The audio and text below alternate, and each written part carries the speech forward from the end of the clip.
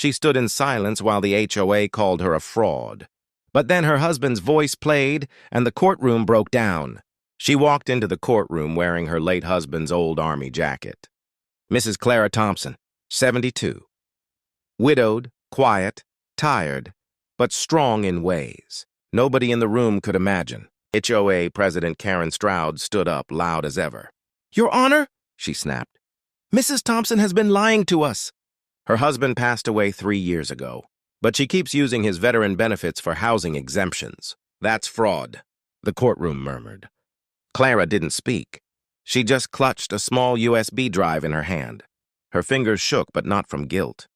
The judge, a calm, silver-haired man named Judge Ellison, leaned forward. "Do you have anything you'd like to say, Mrs. Thompson?" Clara stood. Her voice cracked. "My husband recorded something before he died. I was going to keep it private. But I guess today is the day." She handed the USB to the bailiff. The room was still as the speakers clicked on. Then, his voice filled the courtroom. It was gentle, raspy, but unmistakably proud. "If you're hearing this, Clara, it means they're still trying to take our home. This house, we built it. I fought overseas thinking I'd never see you again. But we made it. You cared for me through cancer. You stood by me when I couldn't walk anymore. You made it our home. The HOA didn't care. You remember that? Fined us when we added the ramp. Ticketed us for leaving the flag up too long. Threatened us over the garden you planted for me." "Clara, if they're calling you a fraud now, play this. Let them hear my voice. Let them know everything we had was earned."